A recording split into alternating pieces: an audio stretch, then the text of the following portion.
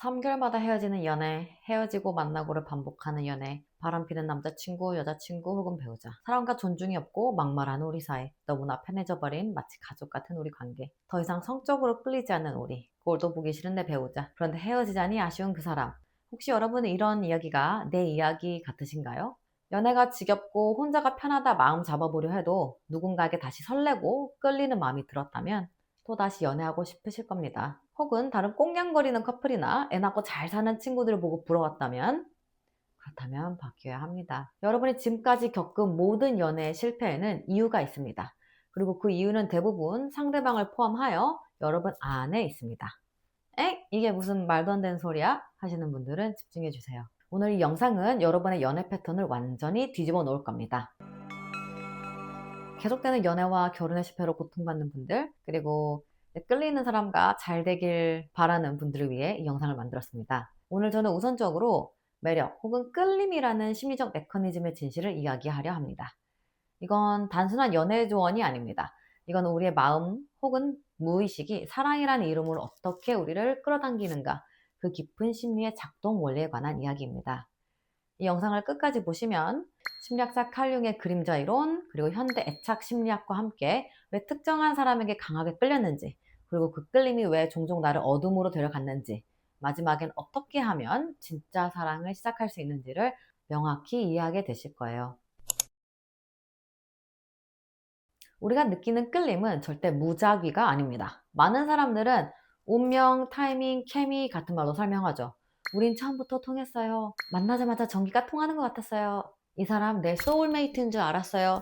하지만 진실이 이렇습니다. 끌림은 우연이 아니라 내 안의 방향을 알려주는 등대입니다. 무의식이 나의 성장 방향을 알려주는 거죠. 우리 안에서 이 방향으로 성장해야 해. 이 부분을 통합해야 해 라고 알려주는 신호죠. 그럼 등대가 알려준 대로 끝까지 가서 잘 돼야 할 텐데 왜 연애가 이리 어렵죠? 끝까지 들어주세요. 누군가에게 끌릴 때 꼭 구별해야 할 것이 있습니다. 바로 끌림과 사랑의 차이입니다. 끌림이나 매력은 본능적이고 자기중심적입니다. 나는 이 사람에게서 무언가를 원한다. 하지만 사랑은 의식적인 선택입니다. 나는 이 사람을 나의 일부로 받아들인다. 하지만 대부분의 사람들은 이 두 가지를 혼동합니다. 우리 드라마를 너무 많이 본 탓일까요? 심장이 두근거리면 이게 사랑이야. 몸이 반응하면 이게 운명이지. 머릿속이 온통 그 사람 생각뿐이면 아, 진짜 사랑이야. 사랑에 빠졌어. 하지만 아닙니다. 그건 사랑이 아니라 여러분의 무의식이 말을 거는 방식입니다. 바로 여기서 모든 비극이 시작되고 모든 패턴이 반복되기 시작합니다. 왜냐하면 여러분은 사랑이라고 착각한 그 매력, 끌림을 따라 관계를 시작하고 결혼을 하고 인생의 중요한 결정을 내리기 때문입니다. 어렸을 때 우리는 부모님과 사회의 기대에 맞추며 진짜 자신을 점점 부정하고 억눌러 왔습니다. 부모님이 이렇게 말했을 때 착한 아이가 되어라. 여러분은 화를 내면 안 된다는 것을 배웠습니다. 울지 마. 여러분은 슬픔을 표현하면 안 된다는 것을 배웠습니다. 그렇게 시끄럽게 굴면 안 돼. 여러분은 자신의 에너지를 억누르는 법을 배웠습니다. 남 앞에서 창피하게 굴지 마. 여러분은 자신을 숨기는 법을 배웠습니다. 또 학교와 사회가 이렇게 말했을 때 조용히 해라. 여러분은 자신의 목소리를 낮추는 법을 배웠습니다. 다른 사람과 똑같이 해라. 여러분은 자신의 독특함을 숨기는 법을 배웠습니다. 실패하면 안 돼. 여러분은 위험을 감수하지 않는 법을 배웠습니다. 감정을 컨트롤해라. 여러분은 진정한 자신을 억압하는 법을 배웠습니다. 그 과정에서 우리는 진짜 욕망, 필요, 자아의 일부를 무의식 속에 묻어버렸습니다. 그런데 끌림이라는 느낌으로 그 묻혀있던 자아의 조각들이 우리에게 말을 겁니다. 이 사람 이런 점이 끌리는데 매력적인데? 이러한 생각 감정은 다음과 같은 말입니다. 이게 내가 억누른 나의 긍정적인 모습이야. 이게 내가 성장해야 할 방향이야. 이게 내가 통합해야 할 부분이야. 결국 우리가 누군가에게 강하게 끌릴 때 그건 그 사람 안에서 아직 내가 소유하지 못한 나의 일부를 본다는 뜻입니다. 이렇게 끌려서 사귀는 것에 성공하고 연애하고 결혼까지 갔는데 상대와 관계가 너무 고통스럽죠. 그럼 그 의식적인 선택이라는 진짜 사랑은 어떻게 찾나요? 하나도 안 끌리는 사람과 만나야 할까요? 우선 그 끌림이라는 것에서 시작되는 고통스러운 관계의 시작에 대해 네 가지 측면에서 좀 더 구체적으로 살펴볼게요. 연애가 어려우셨다면 여러분의 원인은 몇 번에 해당되는지 골라보세요. 거울의 법칙. 끌리는 사람은 우리의 그림자입니다. 심리학자 칼 융의 말했듯이 우리가 타인에게 강하게 반응하는 특성은 우리 자신이 무의식적으로 억압한 부분입니다. 이를 그는 그림자라고 불렀습니다. 예를 들어 내면에서 자유로운 게 좋은데 자유로움을 억누른 사람은 자유로운 사람에게 끌립니다. 감정이 있는 걸 아는데 감정을 부정한 사람은 감정적으로 표현이 풍부한 사람에게 끌립니다. 카리스마나 힘이 좋은데 공격성을 억눌렀다면 지배적이고 강한 사람에게 끌립니다. 혹은 반대로 끌리고 좋아서 만났는데 오래 만나다 보니 싫은 부분이 나타난다면 그 역시 우리가 억누른 부분이 사이가 가까워질수록 수면 위로 올라온 것입니다.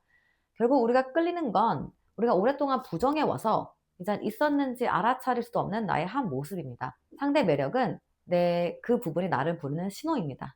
물론 무의식에서 일어나는 것이라 알아차리기 힘들죠. 대신 끌림이라는 느낌으로 나타납니다. 특정 연예인에게 끌리는 것도 비슷합니다. 예를 들어 자기 표현이나 성적 매력의 발산을 억누르는 환경에서 자랐다면 그와 반대되는 존재에게 끌리죠. 2번, 우리는 실제 상대방을 보는 것이 아닙니다. 여기 충격적인 진실이 하나 더 있습니다. 대부분 우리가 흔히 사랑에 빠졌다 할 때 사실 우리는 실제 그대로가 아니라 환상을 보고 있습니다. 다시 말해 우리는 우리가 원하는, 기대하는 역할을 씌운 색안경을 쓰고 상대를 보고 있습니다. 투사와 환상은 이렇게 작동합니다. 우리 안에는 충족되지 않은 욕구 혹은 이상화된 이미지가 있습니다. 그리고 누군가를 만났을 때 그 사람의 어떤 특성이 그 욕구와 딱 맞아 떨어집니다. 그 순간 우리는 역할을 부여하죠. 이 사람이 나를 구원해 줄 거야. 이 사람이 나를 완전하게 만들어 줄 거야. 이 사람은 나를 이해해 줄 거야. 그렇게 우리는 현실이 아닌 환상과의 관계를 시작합니다. 우리의 무의식이 나를 지켜줄 사람, 나를 이해해 줄 사람, 나를 자유롭게 해줄 사람과 같이 역할을 미리 써둡니다. 그리고 누군가가 그 역할에 어울려 보이면 우리는 그 사람에게 역할을 건네죠. 그런데 이런 경우엔 진짜 연애 관계를 한 것이 아니죠. 3번, 애착이론. 익숙한 고통에 끌리는 이유. 현대 애착이론은 말합니다. 우리는 편안함보다 익숙함에 끌린다고. 어렸을 때 정서적으로 차가운 환경에서 자랐다면 정서적으로 다친 사람에게 끌립니다. 사랑받기 위해 자신을 희생했던 사람은 자신을 소모하게 만드는 관계를 반복합니다. 왜냐하면 인간의 정신은 계속해서 상처를 치유하고 해결하려고 하기 때문입니다. 부모와 닮은 사람을 만나 부모에게서 못 받은 사랑을 상대에게서 다시 받으려고 하는 거죠. 하지만 의식적으로 개입하지 않으면 우리는 같은 이야기를 다른 배우와 반복합니다. 4번, 신체적 매력. 생물학이 우리를 속입니다. 신체적 끌림은 강력합니다. 그런데 생물학은 우리의 행복이 아니라 유전자의 생존을 목표로 합니다.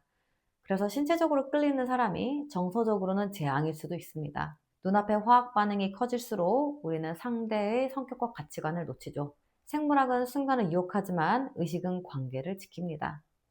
지금까지 핵심은 이겁니다. 1번, 매력 혹은 끌림은 무의식이 나에게 너 이런 면은 억눌렀어 라고 말을 거는 방식이다. 2번, 우리는 실제 상대방이 아니라 투사와 환상을 보기도 한다. 3번, 우리는 억압된 부분과 익숙한 고통에 끌린다. 4번, 신체적 끌림은 강력하다. 이제 대부분의 관계가 무너지는 그 지점으로 가봅시다. 매력 혹은 끌림만으로 시작된 관계는 무너집니다. 투사와 환상의 역할이 부여된 관계도 무너집니다. 우리는 그들을 통해 얻으려 했던 무언가를 잃습니다. 완전함, 구원 같은.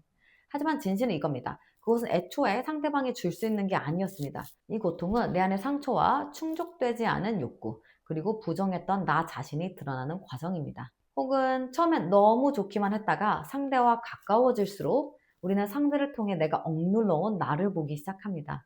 이 과정은 굉장히 괴롭습니다. 싫고 두려워서 부정했는데 그걸 나랑 가까운 상대에서 보게 되는 거니까요. 그래서 대부분의 사람은 이렇게 반응합니다. 관계를 끝내거나 상대를 비난하거나 새로운 사람을 찾거나 아니면 환상을 붙잡은 채 버티죠. 어떤 사람은 환멸이 올까봐 애초에 깊은 관계를 피합니다. 하지만 기억하세요. 환멸은 끝이 아닙니다. 환멸은 시작입니다. 그 순간은 여러분이 진짜로 찾고 있던 것을 발견할 기회입니다.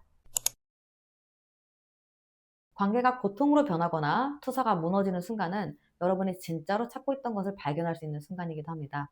우리가 상대에게서 찾아 헤매던 것은 사실 언제나 우리 내면에 존재하고 있었던 것이나 허용받지 못한 것들이지요. 환멸의 순간 세 가지가 드러납니다.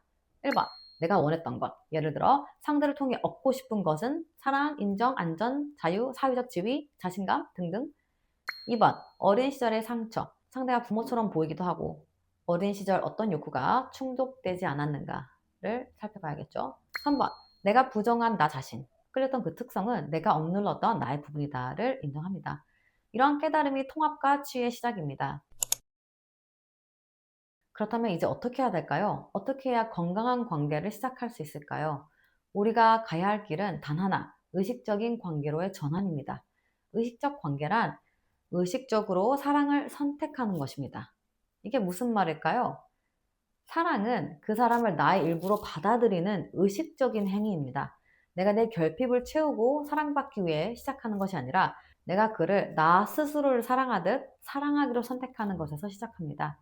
사실 쉽다고는 말씀드릴 수 없으나 건강한 연애, 결혼을 꿈꾸신다면 자기 탐구와 사랑을 위해서라면 의미 있는 여정입니다. 성장의 과정이라고 볼 수 있겠죠. 우선은 끌리는 사람과 관계를 잘 유지하고 싶다면 다음 훈련법들을 시도해 보세요. 1번, 내면 성찰하기. 다음을 포함합니다.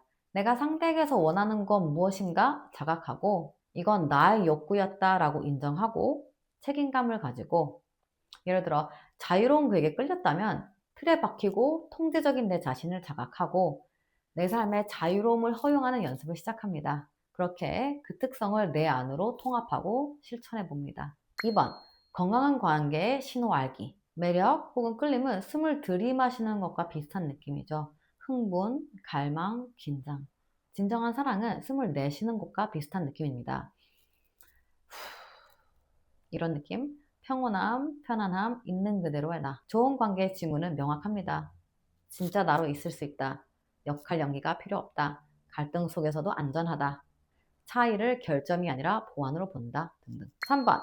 통합된 판단하기. 연애를 시작하시려는 분들이 아셨으면 합니다. 건강 관계는 단 한 가지 요소로 유지되지 않습니다. 신체적 호환성, 정서적 호환성, 정신적 호환성, 예를 들어 가치관이나 목표, 실용적 호환성, 생활 방식 같은 것. 이런 것들 중에서 매력 혹은 끌림은 이 중 한두 가지만 보여줍니다. 하지만 의식적 사랑은 모든 차원을 고려합니다. 4번, 근본적 결핍 치유하기. 문제가 깊은가요? 상대가 상처 주었던 부모로 투사되나요? 아무리 노력해도 그의 특성을 받아들일 수 없나요? 그렇다면 좀 더 근본적인 치유가 필요합니다.